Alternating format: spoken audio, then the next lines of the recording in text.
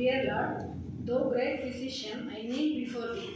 Since every good and perfect gift must come from thee, I pray, give skill to my hand, clear vision to my mind, kindness and sympathy to my heart. Give me singleness of purpose, strength to lift at least a part of the burden of my suffering fellow man, and the true realization of the rare privilege that is mine. Take from my heart all guile and worldliness, and that with the simple faith of a child I rely on you. I am a prayer. May everybody be happy. May everybody be healthy. May everybody be free from pain. May everybody be free from sorrow. May we be the healthy, healing cure beyond every greed or lure. Right. It's a great pleasure for me to invite you for this CME Mogappair IMA branch. And we have two young energetic speakers. Both are very well-renowned, well-trained thoracic surgeons from Chennai. They will be talking on surgery for tuberculosis, surgery for lung cancer, and they have significant expertise on the thoracic surgery.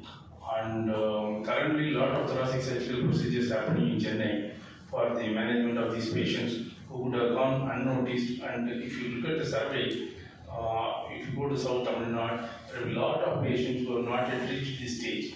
So the more and more these surgical procedures happen, that means more and more we need to increase the awareness so that they get the patients get the benefit from the thoracic disorders. I will just call both of them to you, sir. Please come.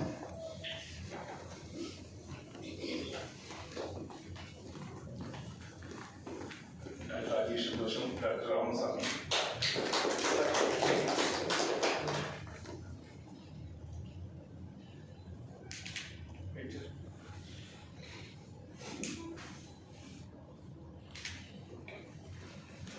Thank you all. Now, first speaker, Doctor. I'd like to thank the IMA of Mogappair Association Mogappair branch, and especially Dr. Madhushankar, with whom my family has been associated with so many years, and medically also we've been associated, we've been operating with them for many years. He's been my teacher, and also Dr. Kamala, who is giving me this opportunity for giving this talk. An interesting topic of surgery in pulmonary tuberculosis. So tuberculosis of the lung is pulmonary tuberculosis, and we're going to talk about lung tuberculosis and tuberculosis of the pleural space. So coming to the history of tuberculosis, there has been a long history from the ancient times of the Egyptian mummies, pyramids and time. They've seen that their mention of spine tuberculosis in their sculptures and everything. And 1882, Robert Koch, as we know, has found the tuberculosis bacilli, and as it grown in 1950, the first oral mycobacterial drug, I think it was ethambutol, was found out. And as near as 2010, RT-PCR for tuberculosis diagnosis has really revolutionized the diagnosis of tuberculosis. And in 2020, in the US, they have found a new blood test for diagnosing tuberculosis, and we have not used that in our country as much. Anyway, little bit about the treatment of tuberculosis in the pre-antibiotic era. The thing is, before antibiotics were there, the treatment was sanatorium treatment and surgical treatment. Surgical treatment was collapse therapies. The principle of collapse therapies was when there's the biggest lesion in tuberculosis were cavities. So how they treated cavities was they collapsed the cavities so that the walls of the cavities touched each other and they got fibrous and healed. And nothing could be done about the bacilli. That had to be treated by the patient's own immunity. So this is the only thing they could do. So different techniques like Freddy crushing, which reduces space in the chest, artificial pneumothorax. This is actually an artificial pneumothorax machine from Santosh Chest Hospital, which was used by my grandfather many years back. It's still there, but it's broken now. It's no more used. The artificial pneumoperitoneum, plombage, where we put lucite balls inside the chest to collapse the chest and collapse the cavities, and use a Jacobius thoracoscope to release adhesions in the apex of the chest to collapse the cavities. So basically all these things are to collapse the cavity and to form fibrosis and healing. Thoracoplasty also is done for the same, but this is still in vogue for certain select patients. But the rest of them have only historical value. These are the lucite balls in the chest. This is the X-ray of a patient who had these lucite balls. I've seen one of these patients, which is treated by my grandfather many years back. He was like 80 plus. So, little bit about the TB burden in India. In 2020, it was 188 per 1 lakh population, and the total number of incidents of TB patients notified during 2021 was 19 lakhs, which is 19% higher than 2020. So, and the estimated mortality rate was 37 per 100,000 population of tuberculosis patients in our country. So, diagnosis, as we all know, clinical is very important, radiological very important, but we should never underestimate the requirement of microbiological, gene expert study and histopathological study. One of these has to be there as far as possible, because many of the times we can miss cancer lesions thinking it is tuberculosis. A lot of cancer like deep-walled cavities, small lesions, even with fibrosis can be cancer also. Like tuberculosis can coexist with cancer. It's always better to get some kind of histopathological or microbiological diagnosis as well. So what are the samples we can get? You get some sputum, or by doing a bronchoscopy, which is better, taking a bronchial wash from the affected area, tissue from lung, pleura or lymph node by either surgical or by image guided biopsies. Like you know, the tuberculin or manto test, the TB quantiferon gold test has some value, but it cannot tell us whether the patient has active disease or not. So it has value more like in children or in countries, Western countries, where the exposure to tuberculosis is not as much. So the current treatment is that tuberculosis is a medically managed disease only. Treatment for surgical treatment is only for specific indications. So by and large, by most cases have to be treated medically only. So when do we do surgery? When the when the TB, which is localized to a lobe, like for example, left upper lobe lesion is there, you are giving ATT for 6 months, 9 months, 1 year. It is not getting better. Patient is still sputum positive, or it is getting bigger. Then you knock off the lobe. You do a lobectomy for that patient. Other things like massive hemoptysis. If there's a lesion, you have started treatment, and the patient starting a cough out, recurrent hemoptysis or massive hemoptysis.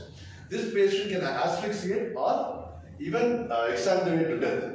So this is an indication for hemoptysis. There are other things like tuberculous empyema. Yes, that time just putting a chest tube may not help. You might have to decorticate. What is decortication is when there is a loculated collection. The stage tells the anatomic extent of the disease, and this staging is consistent throughout the world. It is easier to communicate the patient details to another center.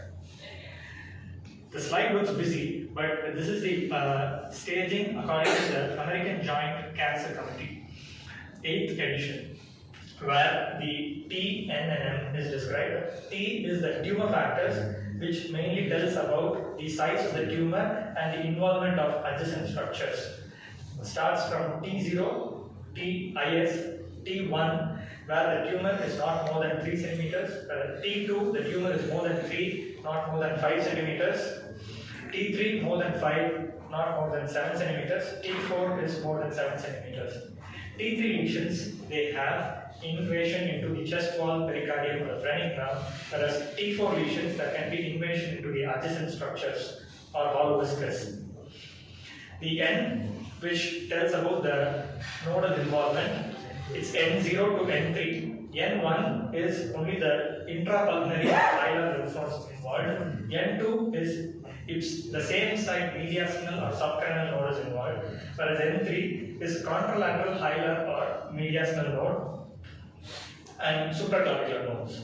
Whereas M stage is M0 and M1. M1 is M1A, M1B, and M1C. M1A, when there is a malignant pleural or pericardial effusion. M1B is a single extrathoracic met. M1C being multiple extrathoracic met. More importance is being given for the subclassification of the N stage, where N1 is further divided and N2 is further divided. Each of them have prognostic significance, which is expected in the coming next edition of TNL. Just a PET scan alone is not enough to tell that the mediastinum harbors disease here. The PET scan can have false positive. So, always invasive mediastinal staging is essential in order to properly stage the mediastinum. The mediastinum has station 1 to station 14 lymph nodes, whereas station 10 to 14 is in the lung and the hilum, which belongs to N1. 2 to 9 is N2 and station 1 is N3.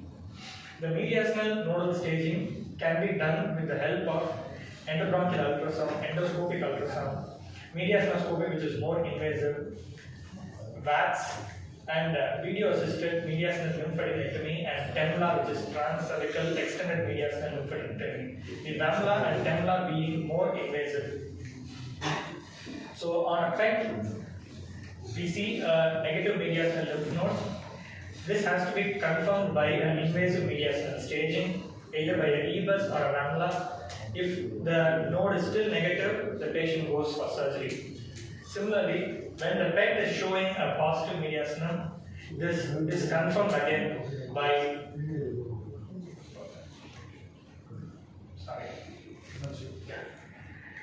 then the mediastinal node is 100% negative, then he goes for surgery.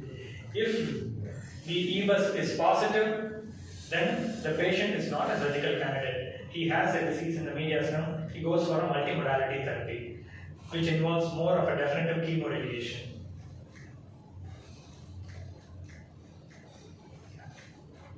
So what is an early lung cancer and what is a locally advanced lung cancer? This can be understood well from the stage grouping. Any stage 1A, 1B, 2A, 2B comes under early lung cancer. Any stage 3A, 3B and 3C comes under locally advanced lung cancer, where surgery is not done upfront.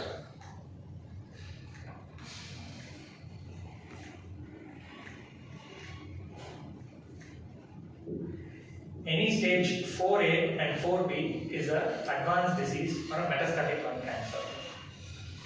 So when there is a pleural pericardial effusion, when there is pleural nodules or pericardial nodules, when there is a single extrathoracic met or multiple extrathoracic met, then it is a metastatic lung cancer.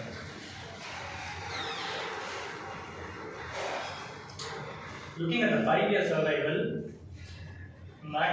the best survival is in the stage 1 disease, where at 5 years interval, 90% of them do well. And this is only stage 1A1.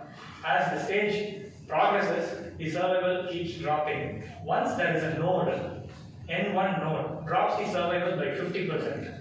When there is an N2 node, the survival drops by 70%. In a metastatic disease, the 5-year survival is less than 10%. There is no present data with respect to the immunotherapy and the targeted therapy, but the immunotherapy and targeted therapy as of now is approved for advanced or metastatic lung cancer. Many centers use it as an adjuvant or a neoadjuvant treatment in addition to the local therapy. There are promising results, and the upcoming AJCC will have more information.